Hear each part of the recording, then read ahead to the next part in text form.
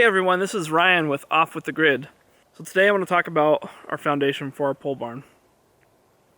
So to start, right after we moved onto the property, I had to have a local guy come out with an excavator to level a building site for the pole barn. I didn't really want to have that to be the first thing I did on an excavator or a piece of heavy equipment because it seemed kind of important that it needed to be level and I wanted to make sure it was done right. So we hired someone. He came out, leveled it.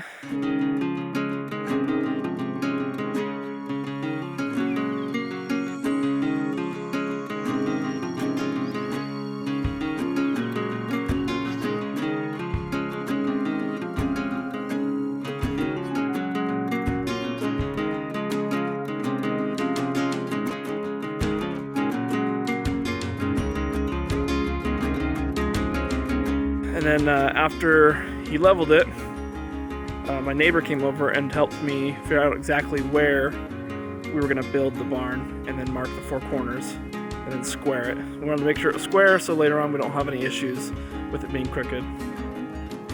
After getting it square, then it was time to mark with string lines up exactly where I was going to put my piers for the pole barn. And then it was time to start digging. I started hand digging out the holes for the piers. I decided to go with 16-inch piers, which I think probably was a little overkill, but the piers were going to be 16 inches and then about 3 feet deep, so we'd be past the frost line. And then one of them I even had to tie into a rock because it was like an immovable boulder that I wasn't going to try to dig up or blow up. I hand dug out a good majority of the holes, which were basically 2 foot by 2 foot holes that were 3 feet deep, and we had tons and tons of rocks inside the soil. Close to the end of getting the piers done, there was a few more to do. My other neighbors who I'd just recently met from down the mountain showed up out of the blue with their tractor and a backhoe and asked if I needed any help. I was very, very thankful after digging the majority of the piers holes by hand to have some help, especially with the machine. So I'm very grateful to them for that. They came out and we got the rest of them knocked out like that. So after digging the 12 holes out, I had to prep the holes for pouring the concrete. So I had to cut the sonotube, put the sonotube in, I had to bend the rebar, which I put, most of it was 1/2 inch, some of it was 5/8, just what I had. Rebar inside, I made forms for it. And then I put chairs on the bottom to hold it up, or rocks at the bottom to hold it up so it didn't touch the ground. After the rebar was put in, then we poured had to mix the concrete, pour the concrete in, and then I put anchors in the concrete, which were big Simpson tie anchors to hold 6x6 posts in. After starting to pour the concrete piers, I could only do a few a day because I was working at the time. I didn't have full days to work for the most part. So I would do like 1 or 2 piers a night until I was done. We ran into a huge major roadblock in the middle of doing this.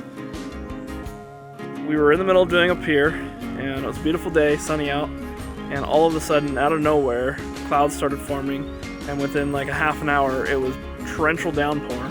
But it was too late to stop mixing and stop pouring because we were already committed to pouring a pier and we'd already poured a previous one. So we quickly put the easy up and kept working in the rain. It was just a big mess and a nightmare basically. I'm glad it's over. So after pouring the concrete and getting the concrete in the piers, when we were setting the sonotube in, we had to backfill around them.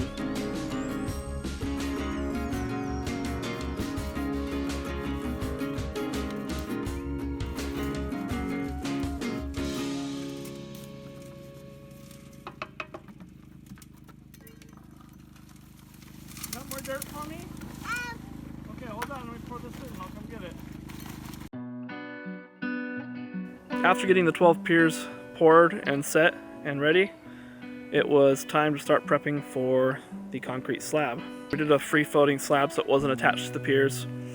We had to put our boards up on the sides, basically form it around our piers. So we got a load of gravel because that's much cheaper than concrete. Put the gravel in, rented a tamper or a compactor, and I think Levi My son did most of the tamping and flattening it out. So we leveled that out, smoothed it out. My friends came again with their tractor and helped with the gravel and loading it and helped prep for the concrete works. So we ended up hiring a local guy to come up. I wanted to do some of it myself. I didn't want to do everything myself because I've never done concrete work before. So we hired a local guy that would come up and basically have us help him do it. And it was a lot cheaper that way rather than hiring someone straight out to do it. Got it ready, started pouring the concrete with the first truck. We were screeding with some 2x4s. Got the one side done, started on the second side, and then we had to wait for the other truck. We got about a 4 to 4.5 inch slab for the most part. So it turned out really nice, and I'm very thankful all my neighbors came to help because, again, I don't think I could have done it without them. We have such a great community up here where everyone always wants to pitch in and help each other out, and I'm very thankful that we're able to come to a place like this.